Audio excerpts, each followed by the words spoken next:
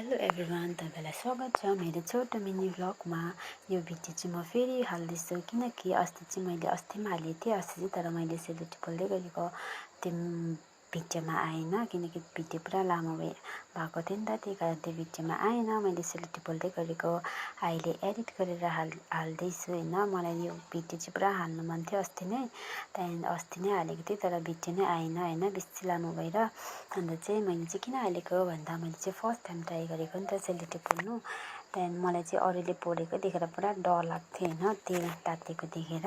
त्यही दिन चाहिँ मलाई पुरा इच्छा लाग्यो कि म पनि पोल्छु भनेर होइन। मलाई पनि हिम्मत आयो होइन, मैले पनि ट्राई गरेँ पोल्नु होइन।